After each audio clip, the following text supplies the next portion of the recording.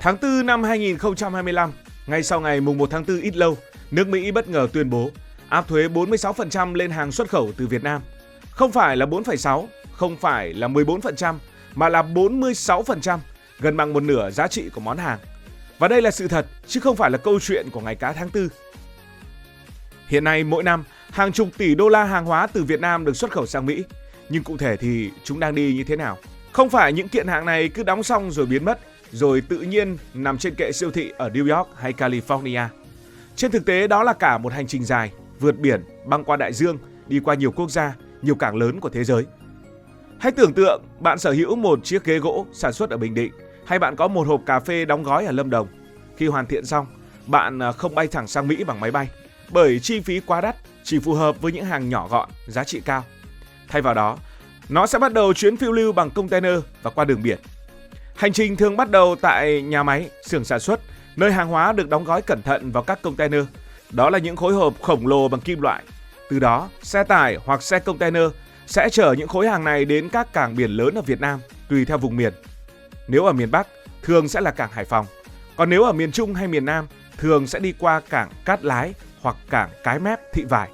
Đây là những cảng nước sâu, chuyên dùng cho những chuyến tàu quốc tế đi xa. Một hành trình dài, phức tạp và kỳ công. Nhưng đó chính là con đường địa lý sống còn của hàng hóa Việt Nam đi ra thế giới, đặc biệt là tới thị trường Mỹ. Không có gì là đơn giản, nhưng chính vì thế, một khi sản phẩm Việt có mặt trên đất Mỹ, đó là nỗ lực của hàng trăm, hàng ngàn, thậm chí là hàng trăm ngàn và hàng triệu con người, hàng chục khâu liên kết và một hành trình vượt biển kỳ diệu. Nhưng bây giờ, hành trình ấy đang gặp khó và Việt Nam sẽ phải làm như thế nào? Với mức thuế 46% lên một số mặt hàng, nói dễ hiểu nếu trước đây mình bán một sản phẩm với giá 100.000 đồng sang Mỹ, thì bây giờ người ta phải trả tới 146.000 đồng vì mức thuế ấy. Ai sẽ mua đây? Giá bị đội lên, người tiêu dùng Mỹ có thể sẽ quay lưng, doanh nghiệp Việt Nam có thể sẽ đứng trước nguy cơ mất trắng đơn hàng, hàng tồn kho, nhân viên nghỉ việc và nhà máy thậm chí phải đóng cửa. Câu hỏi nhiều người đặt ra là Việt Nam có làm gì đâu mà bị Mỹ đánh thuế cao như vậy? Nhưng nếu nhìn kỹ thì đây cũng không phải là câu chuyện tự nhiên. Thứ nhất, Mỹ đang nhập siêu rất nhiều từ Việt Nam. Tức là mỗi năm Mỹ mua hàng từ Việt Nam nhiều hơn gấp nhiều lần so với Việt Nam mua hàng của họ. Điều này làm nước Mỹ cảm thấy mất cân bằng.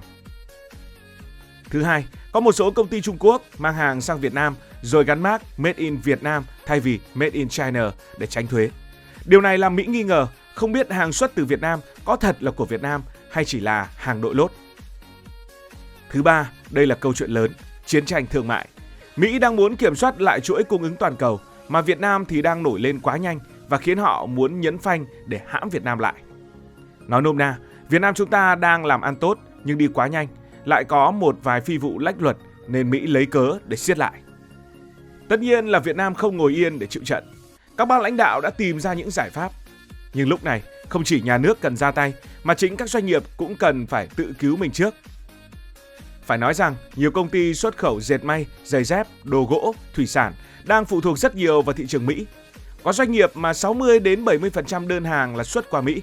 Giờ bị đánh thuế nặng, các đối tác Mỹ liền gọi điện nói hãy tạm dừng đơn hàng hoặc hãy đàm phán lại giá, thậm chí là hủy hợp đồng. Một số công ty còn đang bị hàng tồn kho, tiền đầu tư chưa thu lại, công nhân thì vẫn phải trả lương. Vậy thì doanh nghiệp phải làm gì đây? Trước hết, doanh nghiệp phải tự chứng minh được bản thân mình.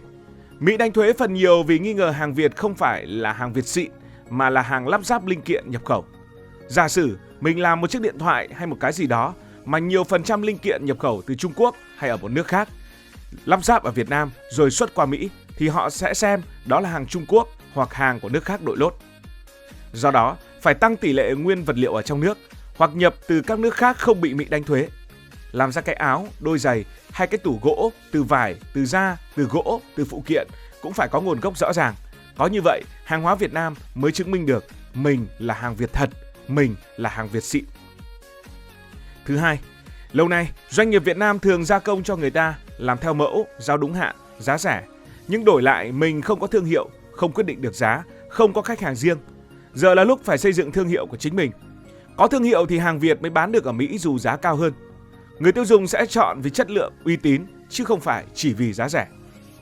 Và có thương hiệu rồi thì mới sống được dù có bị áp thuế.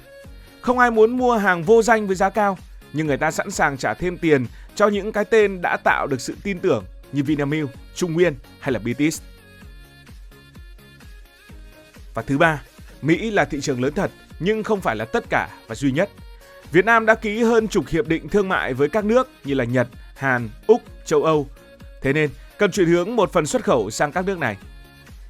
Bán ít cho nhiều nước còn hơn bán nhiều cho một nước duy nhất. Bởi vì nếu chỉ bán cho Mỹ thì khi Mỹ hắt hơi, doanh nghiệp cũng sẽ bị sốt. Cụ thể thì có thể hiểu như thế này. Châu Âu là khu vực giàu có, tiêu dùng nhiều và đang rất cần thực phẩm sạch, đồ gỗ đẹp, đồ gia dụng chất lượng. Đây đúng là sở trường của Việt Nam. Những nước như là Đức, Pháp, Hà Lan, Italia đang mở cửa cho hàng Việt Nam nhờ hiệp định thương mại giữa Việt Nam và EU.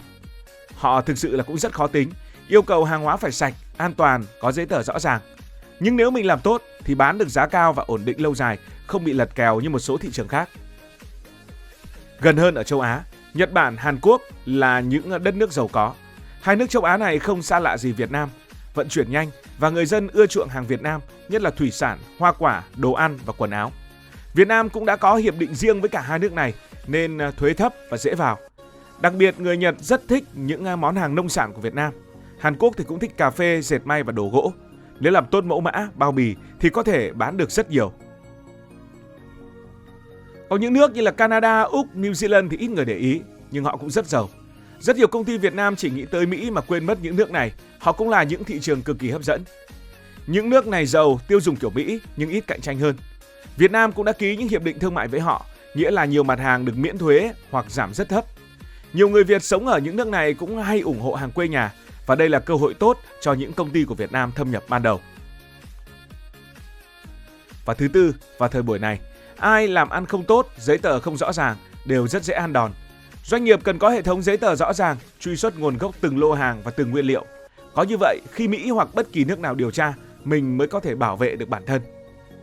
Và ngoài ra, theo các chuyên gia thì phải chuyển đổi số, áp dụng công nghệ và quản lý sản xuất để tiết kiệm chi phí, nâng cao chất lượng. Trong lúc chưa kịp chuyển đổi, doanh nghiệp thì vẫn phải tìm cách để tồn tại. Có thể là thương lượng với ngân hàng để giãn nợ, giảm lãi, có thể là xin hỗ trợ tạm thời. Thời điểm khó khăn nhất cũng là lúc cần phải thắt lưng buộc bụng, nhưng vẫn phải nghĩ tới đường dài. Đó là những tổng hợp về những lời khuyên của các chuyên gia về những gì các doanh nghiệp Việt Nam nên làm. Và quả thật là chúng ta cũng có những bài học ở trong quá khứ.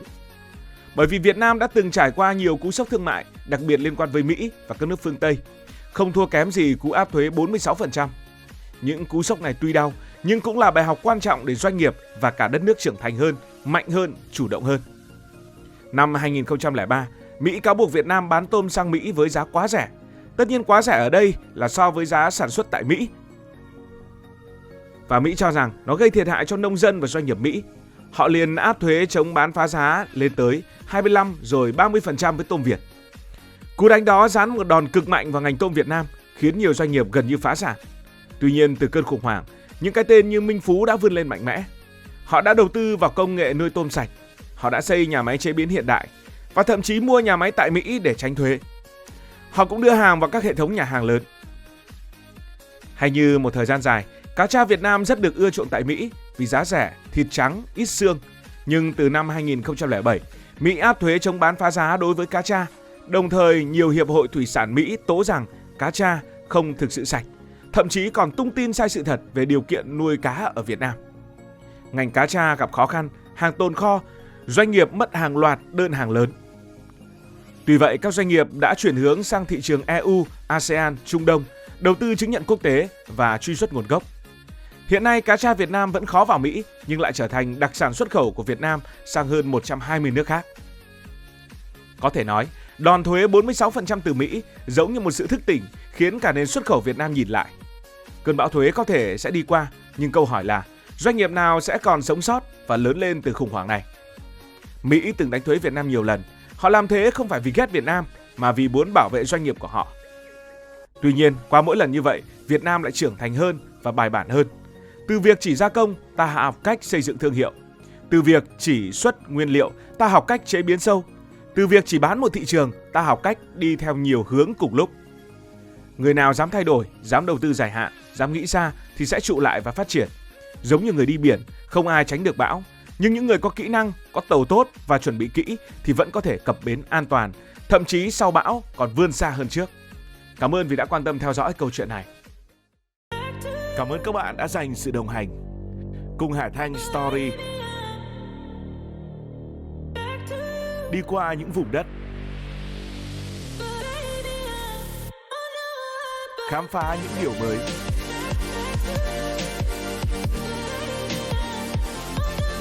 Đừng ngần ngại, hãy để lại những góp ý và xin được hẹn gặp lại.